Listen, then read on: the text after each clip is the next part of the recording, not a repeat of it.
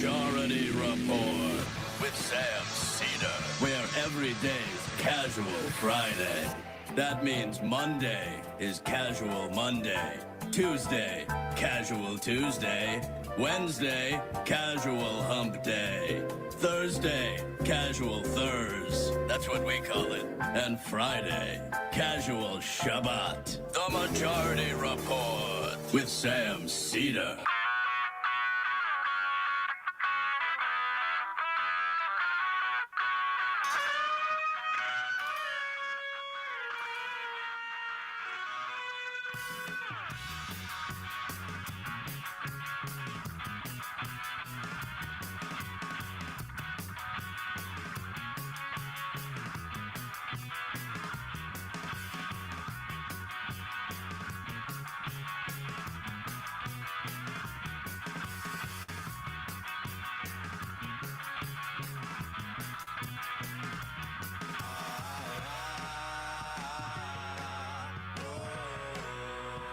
To discuss the week in news, Tommy Vietor, co-founder of Crooked Media.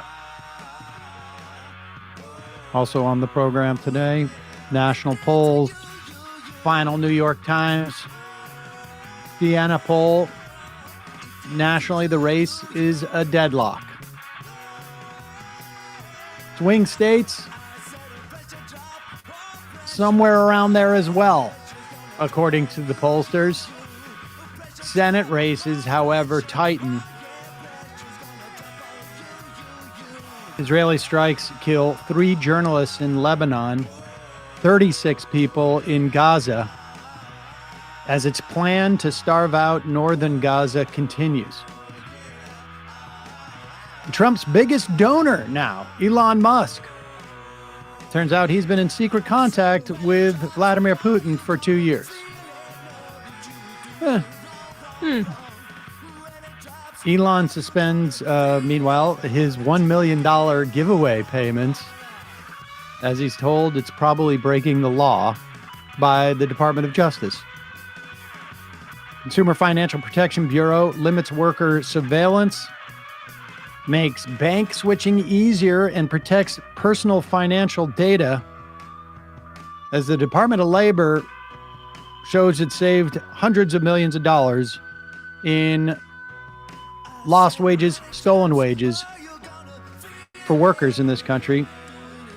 UN's annual assessment on climate progress, basically we've made none. Biden to apologize for U.S. policy of forcing indigenous students into boarding schools. All this and more on today's Majority Report. How much of that intro did we miss? Do we know? Just the date. The date. Okay, Basically well, the just date. a reminder, it is Friday, October 25th, 2024. Then we are 10 days and 13 hours out from the election. Emma, you were sick at the beginning of the week. Yes. Emma Vigeland, ladies and gentlemen. Hello. You were sick at the beginning of the week, where John from San Antonio chastised me for getting the wrong number of days we were out from the election. And there's confusion because at noon, when we do the show, noon Eastern, today, we're basically 10 days and 13 hours out. But do we call that 10 days until the election or 11 days? I mean, I think to create a sense of urgency, we round down, right? We round down so people don't think that they don't have to vote on November 5th. And if you can vote early, vote early. I mean, there have been some record-breaking early voting numbers in a lot of states. So if you can do that, you can't get out of work on Tuesday, November 5th. Vote early, folks. Do you have a sense from reading? I mean, I've read so many different assessments of the early voting, like Nevada. We'll talk more about this with Tommy Vietor. But Nevada supposedly doesn't look good, but it's tough to know. Michigan, Pennsylvania do look good, but it's tough to know.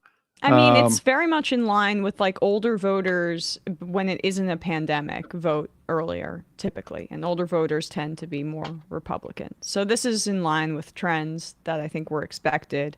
It's not going to be the same dynamic as 2020 when you get a bulk of the early voting and mail-in voting being so tilted towards the Democrats. It's just not going to be the case. And Trump is also saying, vote early, vote anyway, forget what I said. So. Oh, also, just before we dig into this, just a little bit of housekeeping. On Thursday, during the show, we had talked about the troubles that Tim Pool was having. It's unclear whether they're financial or just emotional or just work-related. On Wednesday, you mean, when I was out? On Wednesday, yes. Apologies. Yeah, you're going to have to catch me up. And, well, he's having a bit of a breakdown. I think he'll be okay. But as you know, Emma, I had been invited to be on his show on Friday, a week from today, actually. It's incredibly inconvenient for me to go, but I am going to go. But I was wondering on Wednesday, like he said he was pulling back and they weren't going to have guests on Friday and all this. So, I didn't know. And Bradley was out and they've been in contact with Bradley. And I don't want Bradley to know, particularly in light of what the FTC has announced in terms of surveillance of employees, that I monitor all of his emails and his chat logs. And so I couldn't you couldn't reveal that you couldn't were reveal that on top of this. They had not reached out to us to confirm that we were there. But after the show, apparently, I guess they monitor this program, which, maybe that's part of the problem. They have too many people working for them, monitoring our show. Right. They emailed and said, no, in fact, Sam is still booked for Friday of next week. So, there we go. I'm looking forward to that. Are you going to stay for Sush? Am I going to stay for Sush? No, I can't. I have to get back to, make dinner for Saul. So, your kid, right? In your family. For my child, yes. Yeah. But my understanding is that Tim Pool seemed to imply that he had a child, or he was going to have a child, or he was intending to make a child. Right. It's unclear. But that's that. And more information as it comes. We're going to talk more about this with Vietor, but the Harris campaign, for better or for worse, I might take some issue with it, is running on character, as it were. At this point in the stage, it is trying to convince Republican voters who might be non-Trump curious to vote, to get licensed to vote for Harris. And as you know, she's been campaigning quite a bit with Liz Cheney and Mark Cuban and those Drop type the Sean Fain. Now it's Cuban and the Cheneys post-convention. Right. And we've been hearing more and more stories that have come out from former cabinet officials and people in Trump's administration that he's a lunatic and fasci and Hitler loving. And John Kelly was the latest, although there have been subsequent, I think, people to confirm John Kelly's account. John Kelly, who, again, I said this on Wednesday, horrible human being, also a fascist in my estimation. He was head of Department of Homeland Security under Trump before he became chief of staff. And he instituted some of the most horrendous policies that, sadly, in many ways, if not are present today, some of which that sentiment remains. But here's Howard Kurtz. John Kelly said that he thinks Trump is a fascist, and also he praised Hitler on multiple occasions to him about wanting generals like Hitler had, and that Hitler did some good things, that type of thing. Which, I mean, there's other people who have done good things if you really need to cite good things. Right. He'd kind of be at the bottom of the list before I got to Hitler's good things. Right. I mean, yes, I could say Hitler was a vegan. That was good. But if that's a good thing, I probably would cite other people who are vegans if I wanted to use that as an example, just because, there's a lot of baggage around Hitler. You're going out on a limb here, buddy. But here is Howard Kurtz and Martha McCallum with maybe an alternate theory as to why he was praising Hitler. Well, first of all, I think that John Kelly is a highly respected four-star who lost a son in Afghanistan, and I don't believe that he is making things up, and nobody can really know what the private conversations may have been. However, at the same time, Trump may have just been letting off steam about the loyalty he wanted from his generals compared to what he thought about Hitler's generals. And I think that it's obviously not something that was made for public consumption. I think if these things were said, it was not an effort to say anything publicly about that. But his accusations are not going to move 10 votes, and here's why. Howie, they're not going to move 10 votes? He says they're not going to move 10 votes. I mean, I'm not sure about it. I suspect that it's possible they might, but blowing off steam. First off, we should remind people that there was a pretty serious plot by Hitler's generals to kill Hitler. So I also think that if you're searching around for an example of a guy who had loyal generals, you could probably look to, I don't know, this country and other instances. I mean, if you're just blowing off steam. Well, he thinks the generals in this country are suckers and losers, so he had to go outside. Oh, not the generals, the ones who die. I think he's talking more about like the privates. Prisoners of war, yeah. But yeah, I don't know if it's going to change 10 votes. It might change 10. It's unclear to me. I mean, that's the big question, and we'll get to that in a moment. Right. But this is just, how do you downplay these things? Well, Howard Kurtz, as you just saw, he claims it's just, steam blowing often, which is just a weird way to blow off steam. There's been so many countries with so many generals, and you point to Hitler as I want my generals to treat me as if I was Hitler. Now, you don't praise Hitler as stress relief, Sam? Well, it's not just, I find it a little bit stress relieving, but it's also, let's give him the benefit of the doubt that it wasn't praise of Hitler. It was just a request of wanting generals to treat him as if he was an authoritarian dictator. That seems a little problematic. There was also this whole thing of, I'm just following orders, which turned out not to be an excuse. But he wants people who are willing to do horrible, atrocious things, apparently, regardless of maybe their constitutionality or their legality or whatnot. Here is Brian Kilmeade. Howard Kurtz just thinks he's blowing off steam. Brian Kilmeade tried this. I think this was on Wednesday, trying to you could see they were workshopping. What can we say about this that actually makes it sound not as horrific as it does?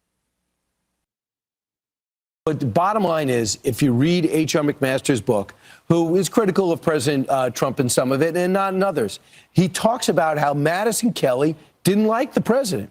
And they didn't think he deserved the job, or they didn't think he was worthy of the job. And they went out of his way to make sure a lot of the things they asked him to do that they didn't like never got done. McMaster would be frustrated because he couldn't get their attention. And he would say, It's not your job to rein in the president. It's your job to do what the president wants. And then you factor in the fact that he runs his own company, coming from the business world, the first one we've ever had. It's not even a public company. And then he obviously has frustration. And I could absolutely see him going out, you know what? It'll be great to have German generals that actually do what we asked them to do, knowing that's a third, maybe not fully being cognizant of the third rail of German generals who were Nazis and whatever, but he was frustrated with the slowdown of. It wasn't just a slowdown; it was insubordination.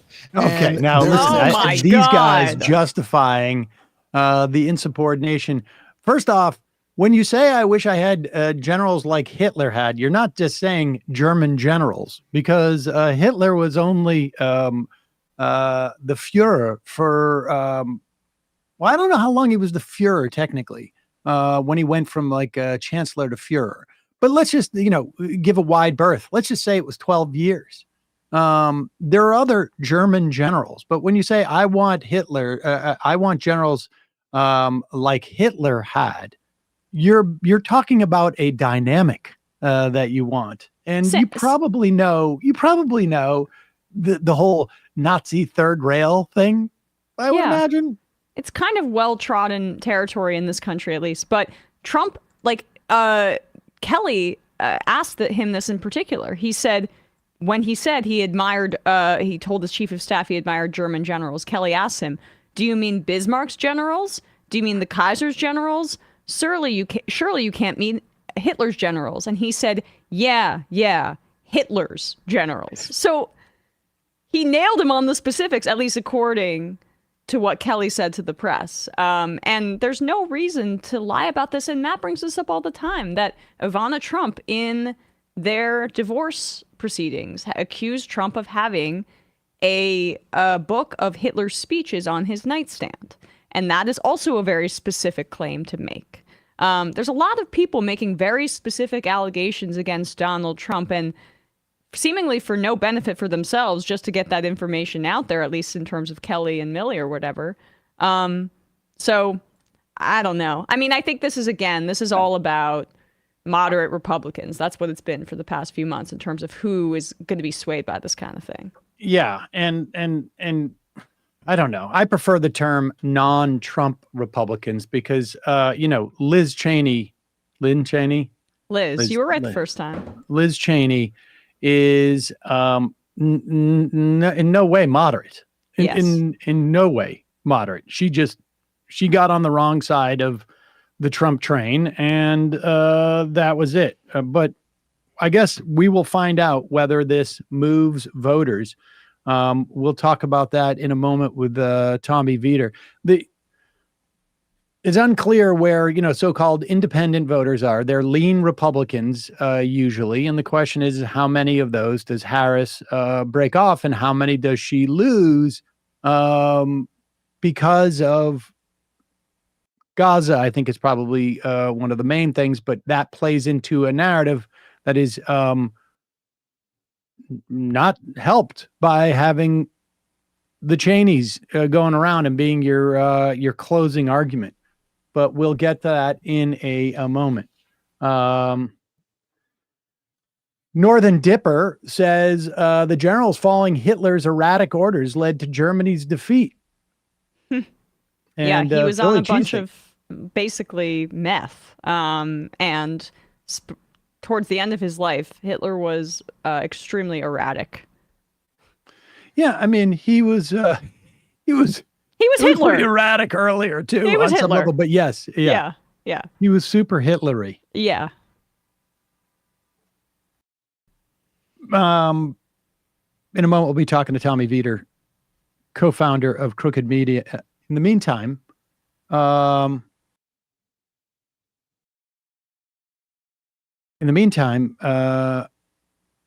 word from our sponsor.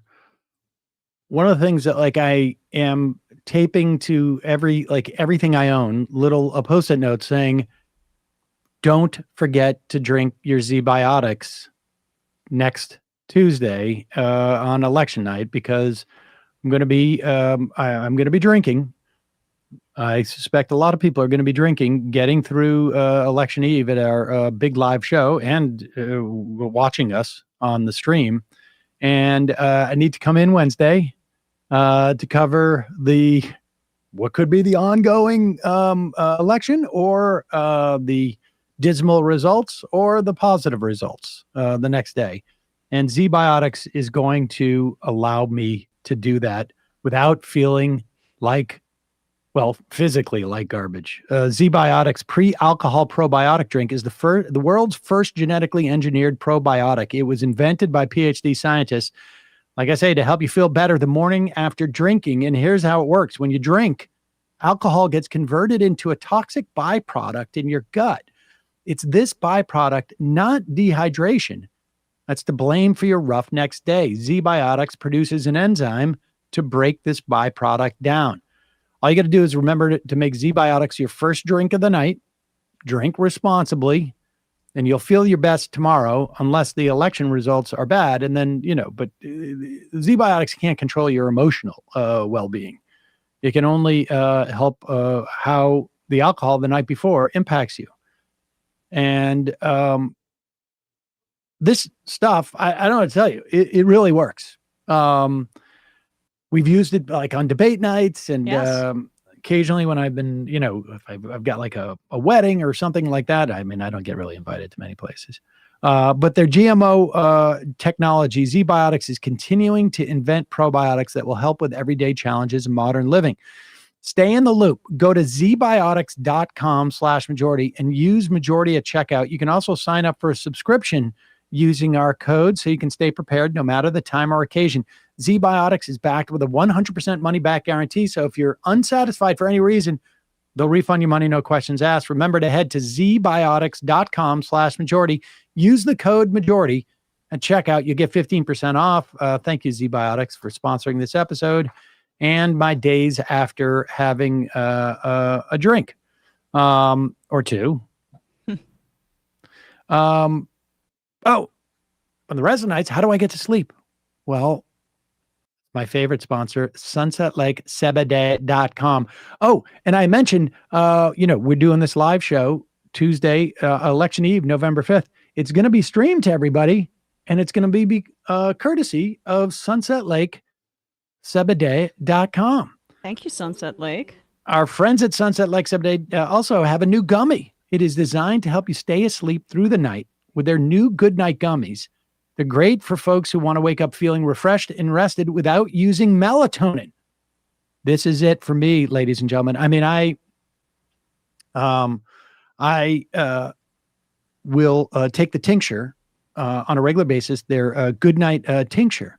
But what happens when I'm traveling? Well, this round of travel that I did in Vegas, it's the Good Night Gummies. Because guess what? They don't spill in your suitcase. All you got to do, take one of these Good Night Gummies an hour before bed. But the full spectrum Sebede and Sebe-N, that to me, I think, is the key. The combination of Sebede and Sebe-N. That's what really does it for me.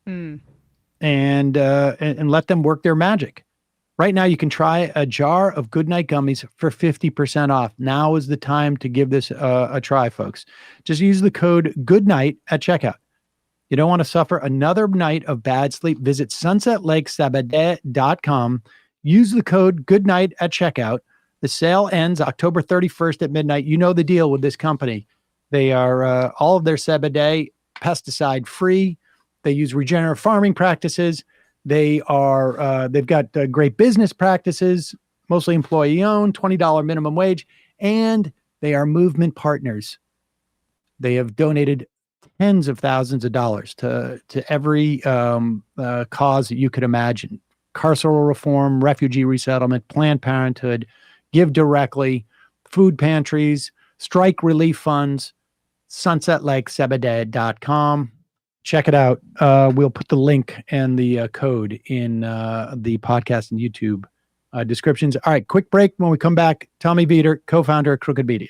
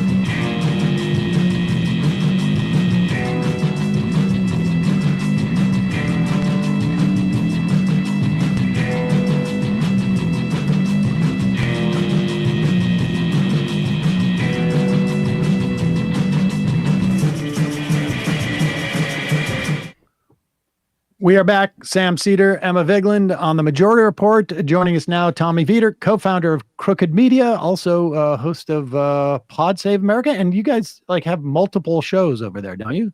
We're trying. I have a show I do about foreign policy that's fun. Love it does some comedy stuff. So, we're all just trying to stay afloat here with the anxiety.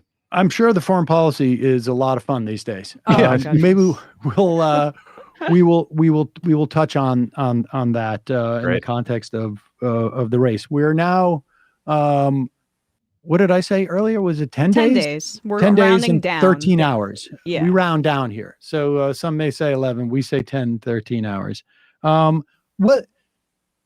us a sense of what your sense is of the state of the race. Where are you on, we see the polling and it's sort of all, I don't want to say it's all over the place, but what's your sense of where we're at this point? I mean, all the public polling's in the margin of error. When you talk to people on the campaign about their private data, they say the same thing, and what everyone is sort of setting you up to see on election day and election week really is that there's 7 battleground states, seemingly all of them are in the margin of error.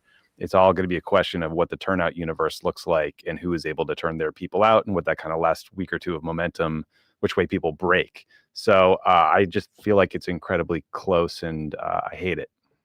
And I mean, do you see it as close as the media is portraying? I mean, this is a little bit of my frustration has been that yesterday Marist had polling that showed that Trump was effectively tied with Harris in 3 must-win states for him.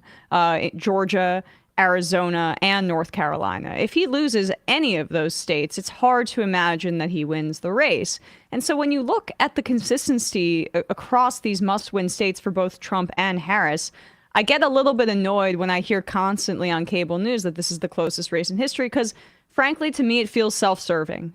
Stay glued to your television sets. This is as anxiety-inducing as you could imagine.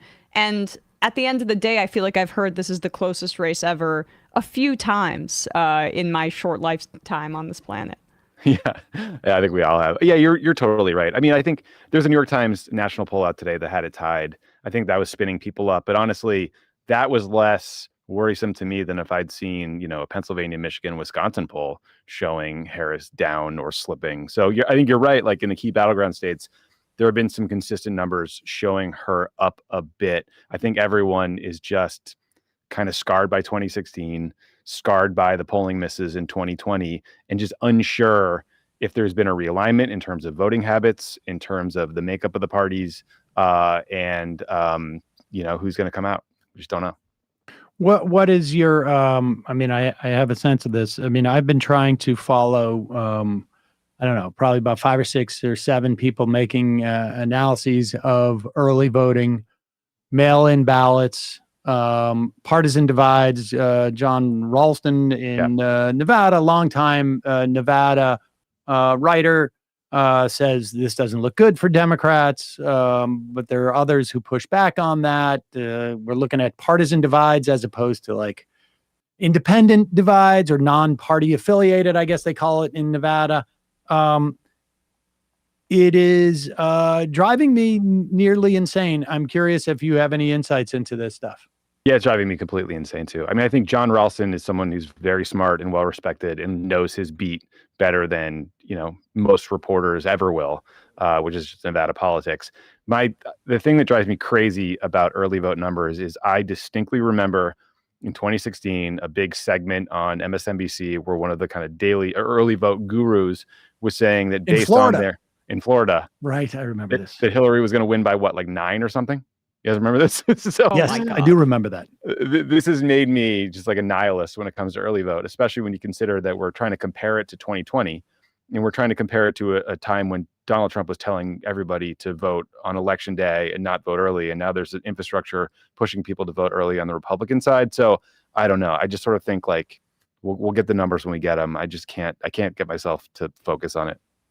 Let's talk about that infrastructure. I mean, I want to get to sort of the themes of the campaigns in the final days, both, judge them on their own terms, but also, on ours. But in terms of like campaign apparatus, get out the vote campaigns, one of the things that the early voting does seem to show is that they were able to make that change in behavior by Republicans, right? Like Donald Trump had said, you cannot, you need to hand in your ballot. Do not mail it in because of all the shenanigans that goes on. Of course, everybody knows that as soon as you put it into the mailbox, it's surveilled, and your propensity to vote for Trump is evaluated. In that case, the vote is stolen and taken By into Hugo a secret Chavez, location. yes, Right. We yes, X-ray yes. it first. Yeah. Yeah.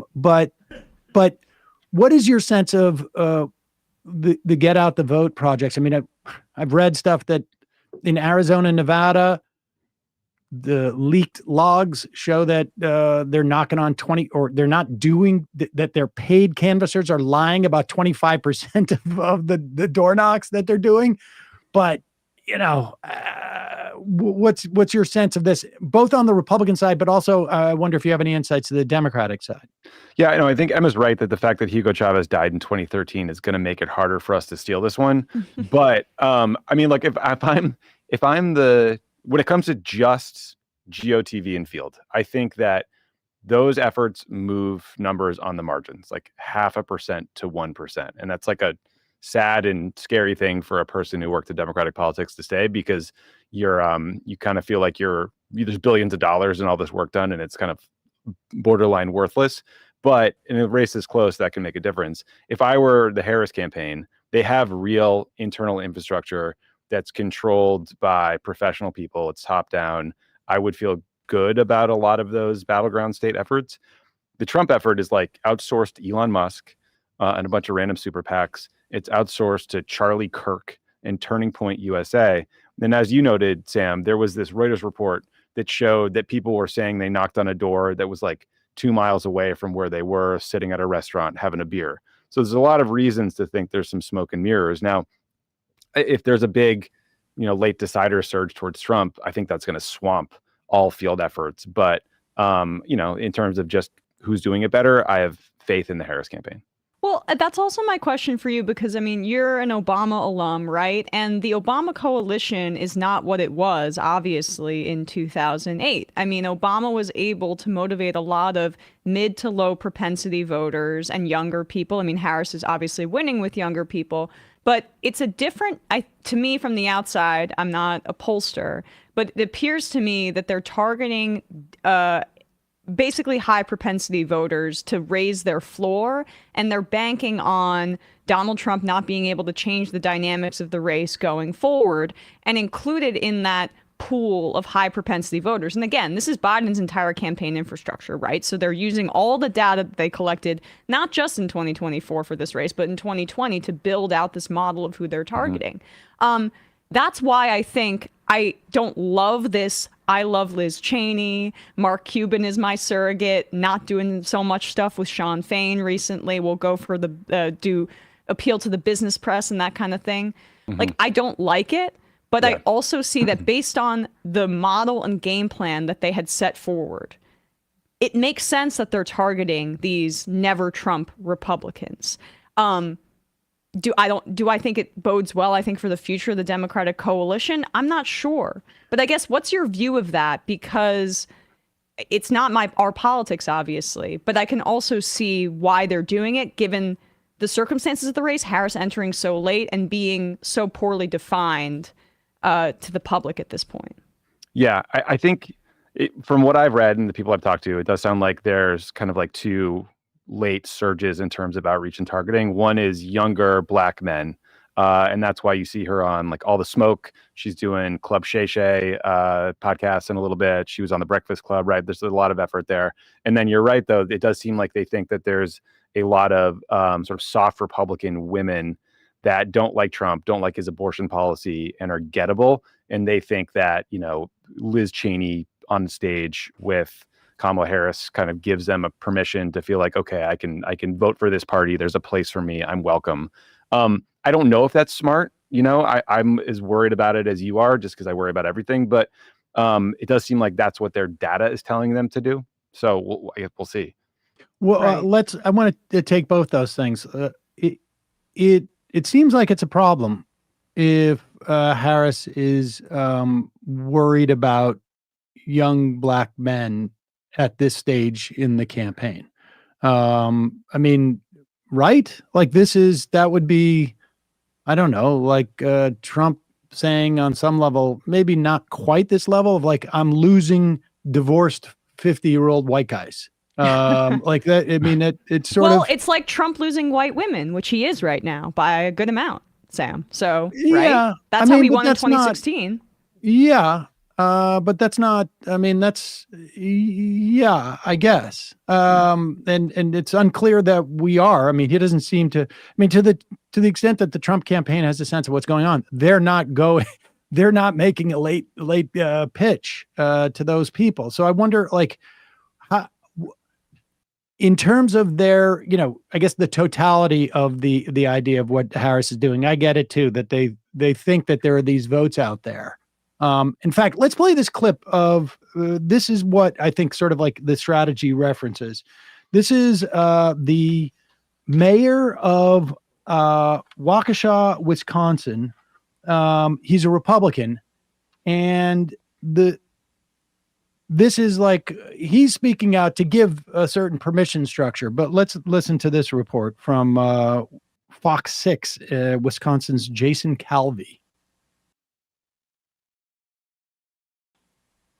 It's a Republican city in Wisconsin's largest Republican county. It's difficult. I mean, the easy thing to do is to just not say anything. Waukesha Mayor Sean Riley grew up Republican and voted that way for most of his adult life. I also feel just in my heart that this is something that I need to come out and say. Saying something that might upset the people who put him in office. I am going to be voting for Vice President Harris to become our next president. Riley tells me he voted third party in 2016, voted for President Joe Biden in 2020, but kept that to himself. For other offices, he says he votes Republican more often. All right, than we not. don't need to hear any red more. I mean, stay tuned for the report in the next 7 days where his house gets vandalized. Right.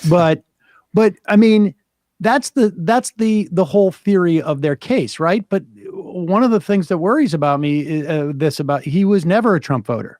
And 2016, 2020, he's definitely progressed. But how many votes does that get, Harris, in that instance?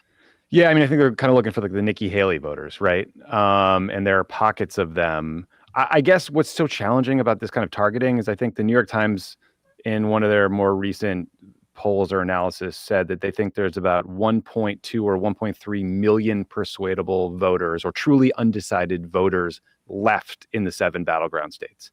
The Trump people think there's like 5% of the electorate in those states are persuadable or undecided. The Harris people think it's closer to 10%. So everyone's kind of looking at the same electorate, but making different decisions based on who they think is gettable based on their own data. So I'm with you, like everything's going to matter on the margins. I think you can certainly say there's an opportunity cost to messaging with, the sort of Liz Cheney voter, that you might lose folks who are really young and progressive and concerned about Gaza, for example.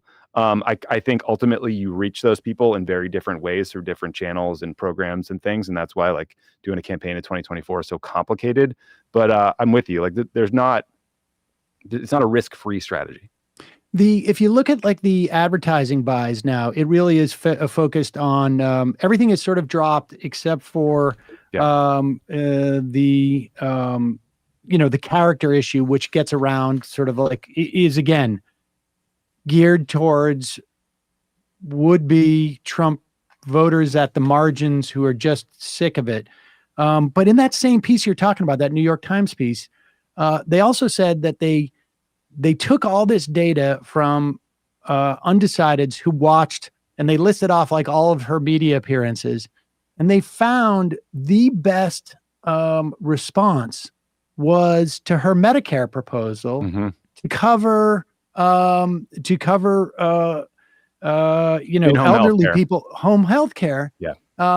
Which, I mean, if they have that data, like where is that on the campaign? I mean, I will accept that there's a limited number of people they're campaigning to. I think their strategy may be a little bit blinkered. We'll talk a little bit more about that in a second. But where's that? I think you're right. I mean, I think she wants to expand Medicaid to cover in-home healthcare for like 15 million seniors. And I don't know if you guys have ever had someone in your life who hits that age who needs in-home care. It 100%. is shockingly expensive, jaw-dropping, eyes-watering, unaffordable expensive. And so I'm glad she's talking about this. I think it came up and she talked about it on The View.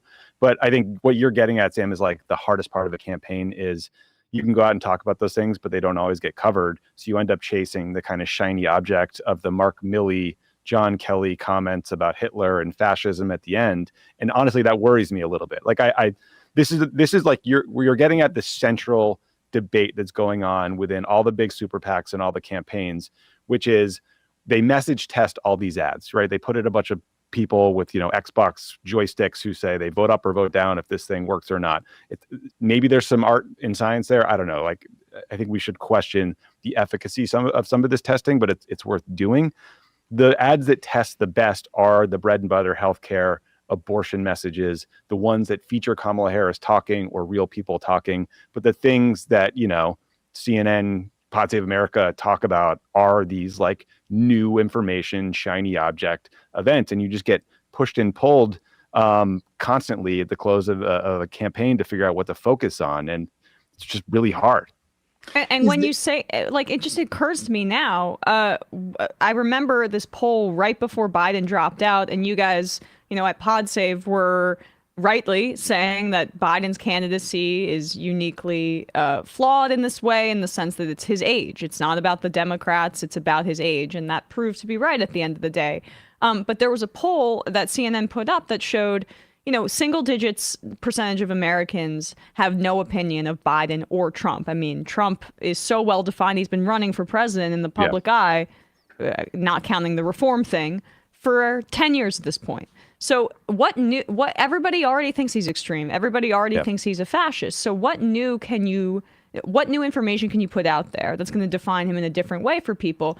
That focus, I think you guys are right. That this is nothing new. And the same thing with his groping of that woman. We know he's a sexual predator. I mean, this has been obvious, and people vote for him despite that. So defining her in a way is the important part. And that's where I think they've made a misstep. Sam and I were talking about this maybe 2 weeks ago. Someone made this point that it's fair for them to understand that when they look at polling, her biggest liability is that she's too liberal, and that's the perception of her.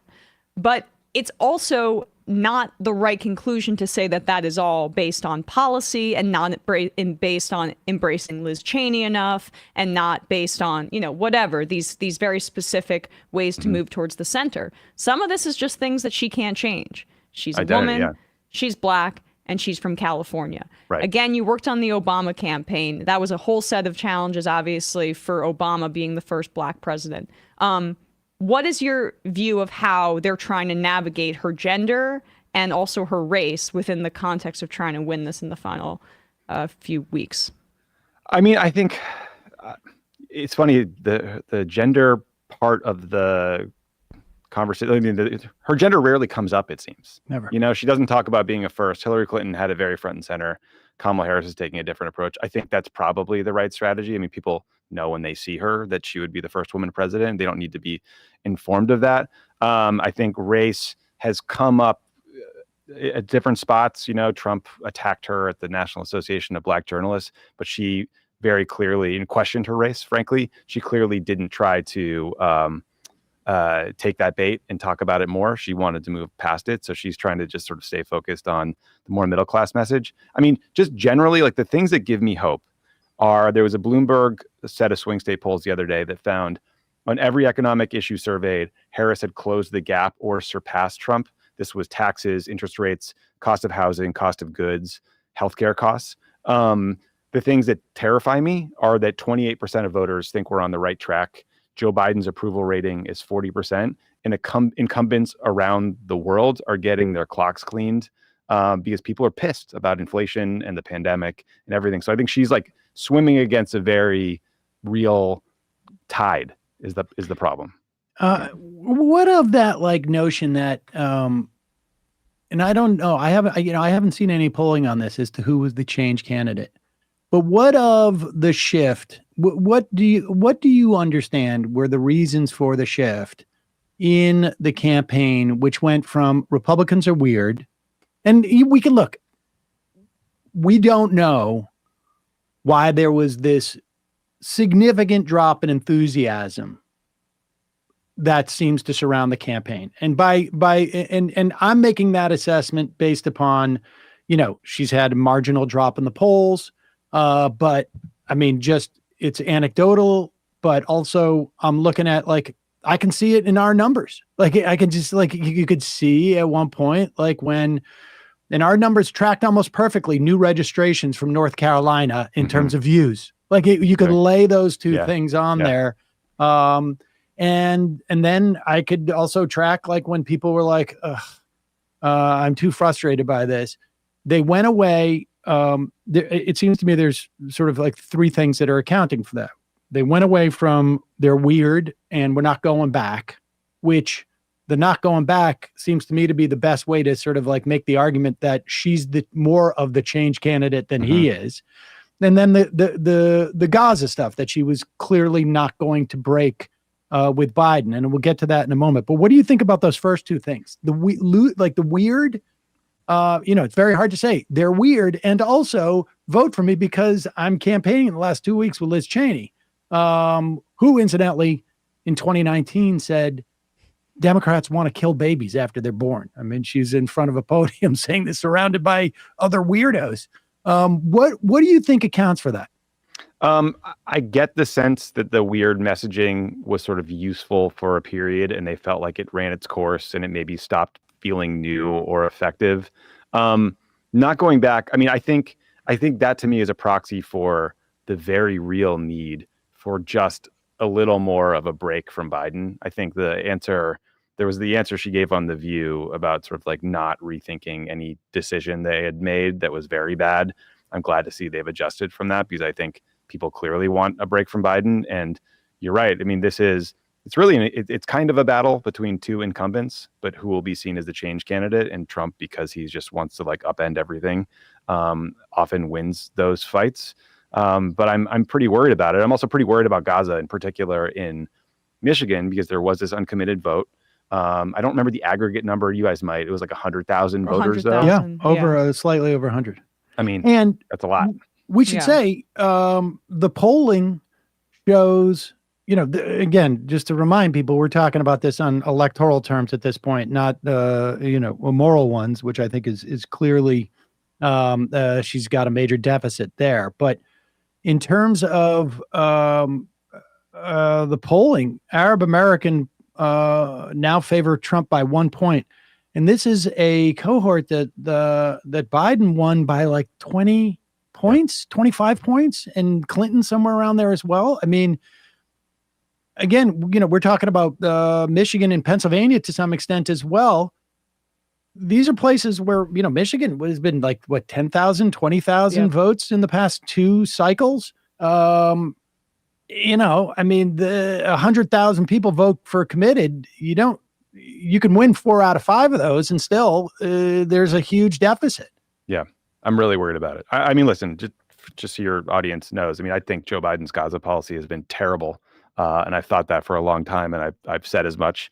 And frankly, in the last few weeks, it's gotten worse as the IDF launches this ground invasion into Lebanon and escalates the series of airstrikes into Beirut and the surrounding areas. I mean, I read a report today that if this continues, you could see 80% of the population of Lebanon going into poverty, because Lebanon has been essentially a failed state economically for several years. Like, no one could get access to money in banks. They haven't had a president. The government is a disaster. There's always sectarian lines that have been drawn. So this is just pouring gasoline on a fire.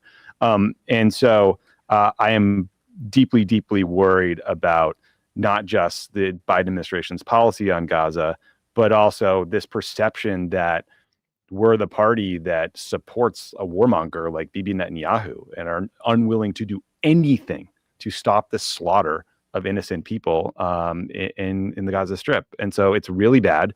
Kamala Harris is in a very bad place. Joe Biden's still the president. She can't kind of undermine him when it comes to foreign policy decisions where he has the most authority. The only thing I'd say to your audience with that long wind up there is, if Trump is president he will give Bibi Netanyahu carte blanche in Gaza, in Lebanon, but also he will let him annex the entire West Bank. I just think folks should know that. That's the Miriam Adelson. That was the $100 million, and he was nice enough to give her the Golan Heights, and she never even had to ask. But Tommy, in terms of her position, I'm just wondering if you could expand on that more.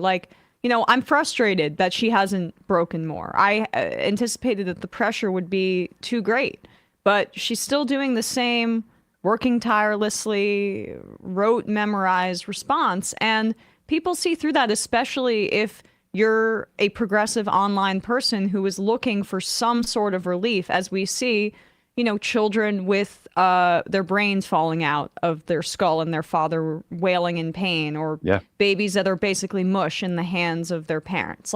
This is the kind of stuff that young people are seeing, and then they see her say the same thing over and over again. I'm sympathetic to that position that she's in, but how can you, what is she being told? That she basically, you can't break from Biden. It looks weak because you have to have this authority as the VP, and also he's the sitting president, et cetera. What's your hypothesis as to why she hasn't even rhetorically broken from him for her own sake? I think part of it is just political advice. Anxiety about Jewish voters, anxiety about changing the status quo. I'm not saying that's good at political advice. I think it's terrible political advice. The one little shift recently that I saw that I want them to really accelerate is there was, for a long time, every question about civilian casualties in Gaza led to an answer that started with, well, on October 7th, the following happened. And of course that is true. That was a horrific day. No one is questioning that. But we're a year later. Yahya Sinwar, the leader of Hamas, is dead. I would use that as an opportunity to say, Sinwar is dead. It's time to end this war. There's no military utility to what we're doing. We're making everything worse for people in Gaza, or we're making Israelis less safe. Full stop. Get it there. Now, the follow-up is, are you going to cut off aid? And that's where she gets into sort of complicated politics, because she can't say yes as VP. But, maybe you could try to signal that your administration would do things to put real pressure on Netanyahu. Let's talk about the implications if she wins with the constituency that she's cultivating, right? Mm-hmm. One of the things that there are two quotes from 2016 that haunt me. And, you can look at breakdowns of what was happening tactically in the Clinton campaign that the Harris campaign is clearly not following, right? They're showing up in Michigan. They're showing up in Wisconsin. They're in Pennsylvania. That's basically all the places they've been for the most part. Strategically, it seems like it's a similar campaign in the sense that I remember Schumer saying that, for every vote we lose in Pittsburgh, we're going to gain 2 in the suburbs of Philly. And then the other thing that gets less attention, what he was saying at the time, was talking about the repatriating offshore tax dollars, which they hadn't been able to do. These corporations wait for a Republican to get in office, like George Bush did in 2005, and give them a discount rate. And he was trying to fashion a deal, repatriation of tax dollars at, somewhere between what should be the rate and, George Bush, so let's just call it 10% or 15%. Right. In exchange for an infrastructure deal. And I just remember this vividly because Chuck Schumer talking about himself in third person just triggers me in some way. But he said, I've got Clinton, I've got Schumer, and I've got Ryan. And we're going to do this infrastructure deal, and we're going to do this repatriation. He's saying this in October, when we all thought 99.3% a chance of Clinton winning, whatnot. But it seems to me that answered the question is why are they not holding Ryan to account? Why are they not holding McConnell to account for their candidate? They basically let those guys take the month of September and August and October off on vacation in 2016. And it feels like at that time, the Clinton campaign was trying to fashion a constituency, right? Because there's a relationship between who gets you elected and, how you're going to govern. Yep. Because if you know that you've won a certain district that may be a purple district, that you've got a certain sort of power dynamic with that congressperson there. They can't go too far out and, oppose you on certain things because you've shown strength in there. And it's the same with states. It's the same with, largely speaking in terms of like party. What are your fears? My greatest fear is she's going to lose. My second greatest fear is how she's winning if she wins. What does that tell us about what kind of potential sort of like presidency she'll have? I mean, I hear what you're saying. It's absolutely true that you remember the people who helped you out and who helped you out early, and they get rewarded. That's politics. That said, listen, if Liz Cheney is Secretary of State, I will I will flip out. This is not something, I think we have agency here. We can all, organize and lobby and press for the most progressive cabinet possible. And this is where I actually think Kamala Harris is interesting, because Joe Biden came to the White House with like 30 years worth of resumes and close aides and people he'd worked with. And those people, end up getting installed. In the Obama administration, we picked a lot of our people, but there was, we made the mistake of keeping a Bob Gates as Secretary of Defense and like push forward this notion that Democrats can't do national security, that we need like a Republican babysitter in there sometime to help us out. And I think that was a huge mistake. Jim Comey was a huge mistake, right? So we can right those wrongs. Kamala Harris has a blank canvas. Like, we don't know who her people are. We don't know who she'll pick. And I think there will be a lot of opportunity to make it a diverse, progressive, interesting team. So my fear is, first of all, foremost, she loses. But also, if she loses, everyone's going to say what we should do next in a way that confirms their own priors, right? But I think it's most likely that the party tacks back to the right. And that, I think, should worry people. Well, okay, I want to get to that in a moment, too, because it strikes me as like we don't have... there doesn't seem to be a huge dispute as to how she's running this campaign. The argument that we need to tack right from the Democrats would just simply come like, Joe Biden was too left wing, like people, but there's no data to support that whatsoever. And we can clearly sense how she's campaigning. But one of my concerns is it cuts both ways, right? Like, she's a jump ball in many respects, but, on some level, and I don't know how you feel about this, but for me, over the course of 8 years, Obama was, I probably had projected a lot more things onto Obama than were there. I was one of the people who were excited about Reverend Wright, and then I was like, this is a secret message to us, and then it turns out, it took me about a year and a half to realize, like, I actually don't believe he sat in the pew. I don't think he was there for those sermons. Yeah, I think they had young kids, to be honest, and they were cleaning up diapers at home. But the question of like her being sort of untethered, it really is a question of like who gets there first and who's closest. And I wonder if what we're seeing in terms of this campaign in the last month and a half is indicative of the perspective that these people have in terms of where she's going to find success. And if, she's trusting him during the campaign, whether it's Karen Dunn or, Tony West or whomever it is, where's the hope she's not going to trust those people when she gets in? I mean, listen, I think that the targeting decisions at the end are probably being made by people like David Plouffe and, folks like steeped in all their data. And those are just mercenaries who want to win. And I say that with love. These are just people that want to win an election. I know Karen a little bit. I don't know Tony West at all. Tony is Maya Harris's husband. So they're, relative. That's family. I'm not sure what his influence would be. I just think that, when you I think she sort of doesn't totally get enough credit for starting from a standing start just a couple months ago. Like, what they've actually pulled off is pretty shocking and remarkable, how much they've moved the numbers on her approval, on economic issues, et cetera. But because of that, she doesn't have a flushed out policy agenda. She didn't do a million policy speeches. Like, there is a lot of blank slate. And I think we just have to see that as an opportunity to push her publicly and privately on all the issues we care about, because it worked with Biden, right? Well, I mean, that's what I've been saying, Tommy. I mean, I was very pessimistic about the Biden administration, and I mean, I think he's presided over a genocide. So in terms of foreign policy, I can't, it's difficult for me to levy praise in that regard.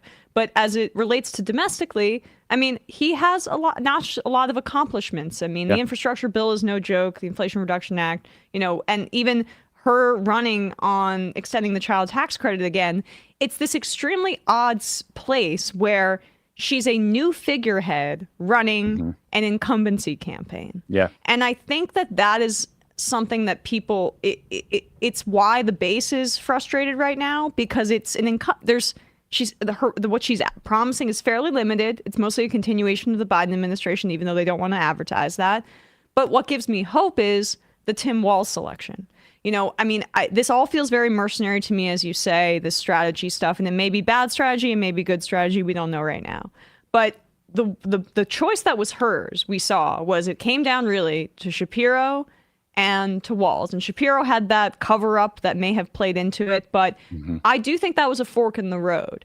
And and Walz has been sidelined a bit because I think they want to put her out there like she's more presidential.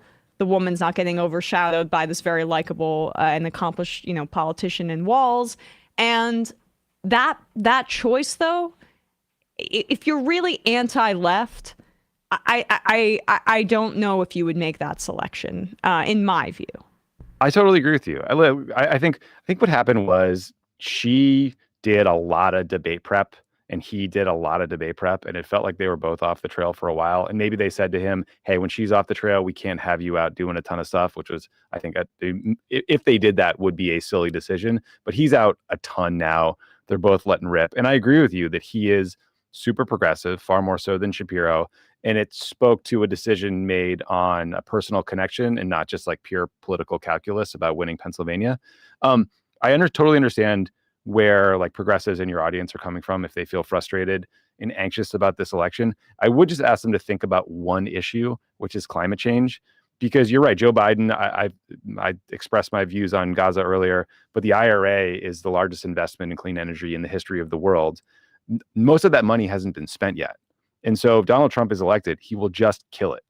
And he doesn't believe he thinks windmills give us cancer. And so like that is such a important demarcation, I think, and something to vote on, even if you're very mad about Gaza. Yeah. And you know, at the end of the day, we're looking at two theoretical. We have two theories as to who will be president and how they'll treat Gaza. We do know one of them. One of these people delivered Jerusalem as the capital to Israel. Golan Heights allowed them to annex. Delivered the Abrams Accord and structured it in such a way that the idea was like we can leave Palestinians out of this calculation.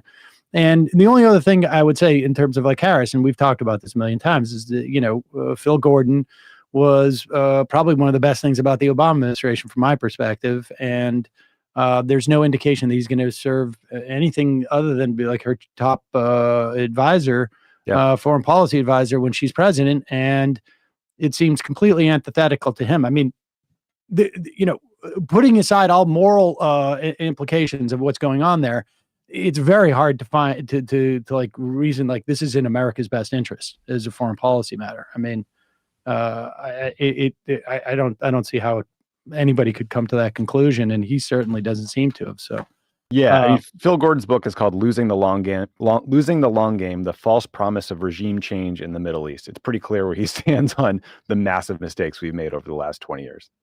Well, Tommy, appreciate your time today. I guess, you know, I think you're on the West Coast, so it's probably not time for you to start day drinking, but there's a lot of people who are gonna, and I guess, I don't know if there's anything that we should watch out for. Do you have any sense? Like, is there something that you're looking for over the next week that you'd be like, okay, this makes me feel a little better or worse? First of all, thank you for having me, and thanks for all you guys do. This is like a super thoughtful but not uncritical conversation in the Democratic Party, and I think this is the kind of thing this is the kind of conversation we should be having. We shouldn't pretend that Democrats are perfect. No, we're deeply flawed, but it's a choice ultimately. One thing I saw that did make me feel a little better was, so in the New York Times poll today, there's 15% undecided. Harris is winning the undecided when pressed 42-32. 2 weeks ago, that persuadable group was tied, which suggests that she's closing a little stronger than Axios would have you think based on nothing, right? And so like looking at those kind of numbers, I think that undecideds sometimes break in blocks or en masse. And I think I'm going to keep an eye on that and hope they're breaking towards her. Yeah. Well, I mean, I'm going to be keeping my eye on Polymarket because that's where I get all my polling data from now. Betters, crypto betters, you know. What are they doing? Emma's working on a VPN so she can bet. Beautiful. Pretend that she's betting I'm for the telling Maldives. you, I don't bet on the Giants or any other New York teams because my emotional investment is too high. With this election, I can't even imagine having money behind it. It might actually break my heart in two. Yes, it would. All right, Tommy, thanks so much for joining us. Appreciate it. Have a good one. Thanks, Tommy. All right, folks, we're going to head into the fun half of the program. Wait, are we? What are we going to do? I don't know. Yeah, let's move into the fun half of the program, wherein we will play some clips. We will take your phone calls. We will take your IMs. And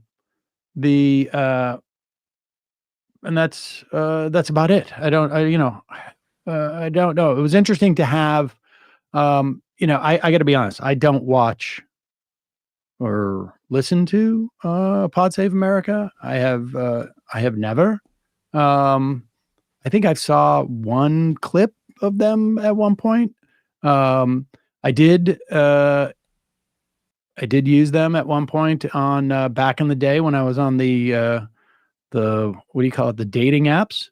I noticed on Bumble there was a lot of women in my cohort who were talking about Pod Save America. This of course was like in 2018 or 2018 or 19. They're peak Pod Save. And I did suggest to people that I think my line was like, let me tell you why I can do better, or why you can do better than Pod Save. Telling this story? Should I not have? Well, I mean, Tommy was nice enough to come on the show. We don't need to neg Pod Save right now. Well, I was just saying that it was a touchstone, and I used it as I leveraged it. That's all. It didn't really work that much. I mean, it did draw interest. So I would recommend if you're on an app. But my point is, no, I appreciate his positions on Gaza. It's also interesting to get like campaign the perspective. To get the perspective of someone who has been through one of these campaigns. The Obama people, had some, I think, weird relations with the Biden people. I don't know how much he was involved in that. Yeah. And I mean, look, the thing is like why I met Tommy through Jordan Yule, and I really like him. He's been good on Gaza, as he mentioned there, and it's just important, I think, because like we're in the 11th hour of this race, and we all kind of have the same goals here, which is we want to defeat Donald Trump. And, I like the idea of crossing over more, even with just like podcasts that are more, we're Democrats, this is what we're about, a little bit of a different orientation from ours. But at the end of the day, we're basically kind of working towards the same thing within this context. And Tommy's just a really thoughtful guy. So I appreciate him coming on. Even though, Sam. No, I wasn't. That's not. It's a compliment. I would love it if somebody out there was able to use. Let me tell you why you can do. Because if someone was out there saying, "Let me tell you why you can do better than the Majority Report" on a dating app, and it worked. Oh my gosh, that's almost like what I aspire to for this show. You know who would think that's a compliment? Who? You.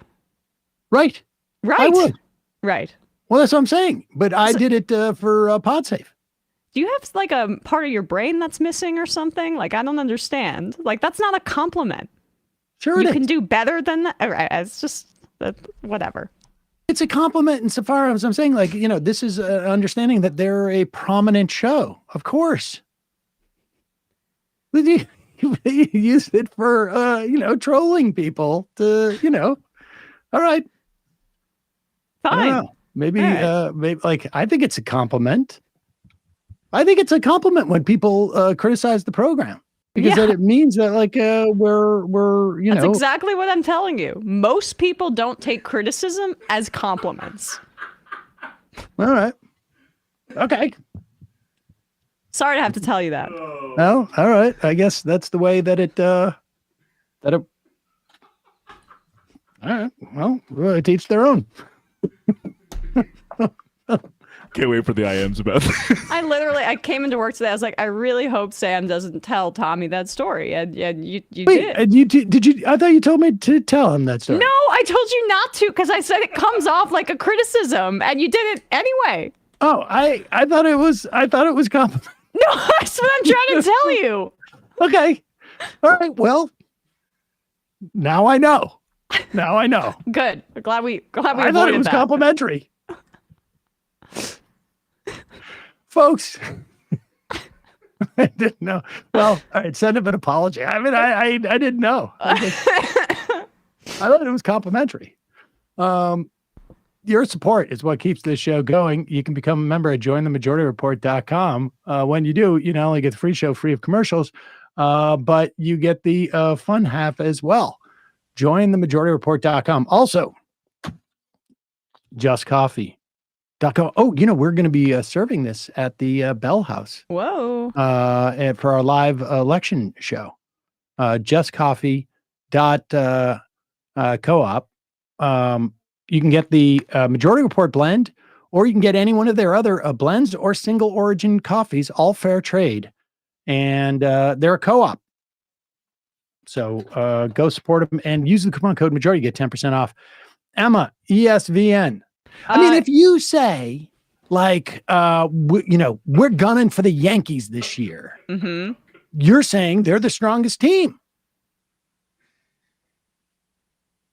Right? That's not what you said. You said, let me tell you, your line was how you can do better than PodSave. Well, all right. Well, we're going to beat the Yankees. I mean, the fact, like, whatever it is, like you're saying that they're, you're recognizing their prominence. All right. Okay. On ESPN, we did preview a little bit of the World Series. We talked about, we gave our picks against the spread. We caught everybody up on the wide receiver trades in the NFL, some big ones, the WNBA championship, youtube.com/ESPN show. And Left Reckoning, you guys can check that out. Matt. Yeah, Matt and David spoke with Courtney Rawlings. She wrote a piece for Damage Magazine called "The Left Should Leave Daycare Advocacy to the Libs." So sort of about, the care economy, child care, and how the left can handle that as well. So youtube.com/leftreckoning to check that out. And you can also go to their Patreon, patreon.com/leftreckoning to access the post game. Apparently, the chat, the IMs agree with you more than me. There seems to be one or two. Let's see. Yeah, here it is. Starspawn, Sam, you absolute moron. I could do much better than listening to your drivel, which according to you is the same as saying I love the Majority Report. Hope you have an awesome weekend. Right. All right. Well, I mean, I thought it was complimentary, but I guess it's not. But I meant it as a compliment. I didn't fashion it that well, I guess. And the spirit and intention is important also. Yeah. That's of course.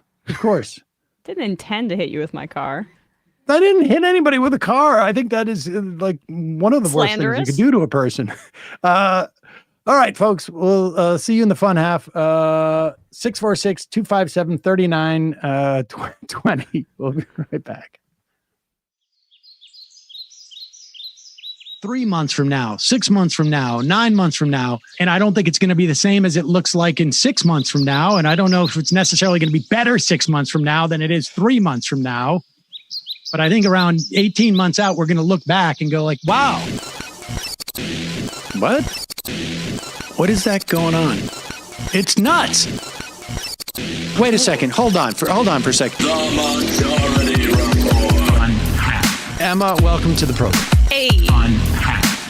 Matt. What is up, everyone? Nomi Key. You did it. Fun hat. Let's go, Brandon. Let's go, Brandon. Fun hat. Bradley, you want to say hello?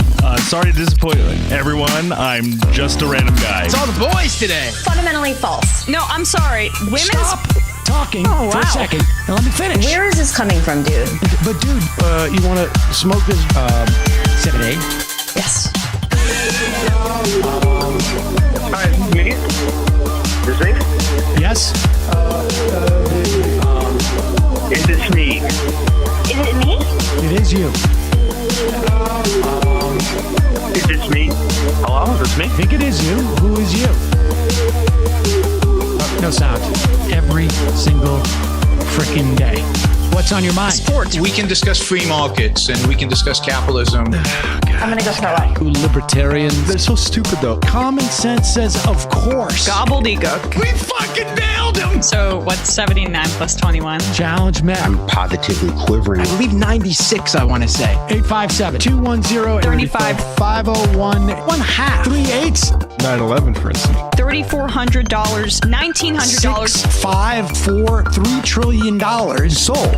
It's a zero-sum game. Actually, you're making me think less of it. But let me say this. Poop. You can call it satire. Sam goes to satire. On top of it all, Yeah. my favorite part about you is just like every day, all day, like Yeah. everything you do. Without a doubt. Hey, buddy, we seen you. All right, folks. It's just the week being weeded out, obviously. Yeah, sun's out, guns out. I don't know. But you should know. People just don't like to entertain ideas anymore. I have a question. Who cares? Our chat is enabled, folks. I love it. I do love that. Look, gotta jump. Gotta be quick. I gotta jump. I'm losing it, bro. 2 o'clock. We're already late, and the guy's being a dick. So screw him. Sent to a gulag? Outrageous. Like, what is wrong with you? Love you, bye. Love you. Bye-bye.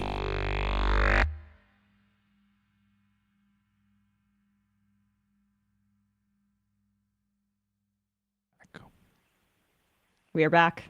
We are back. Sam Seder, Emma Vigland. I'm just reading the IMs. All right. Well, I mean, it's possible. I mean, it's not necessarily the most socially adept person. So that, what are you gonna do?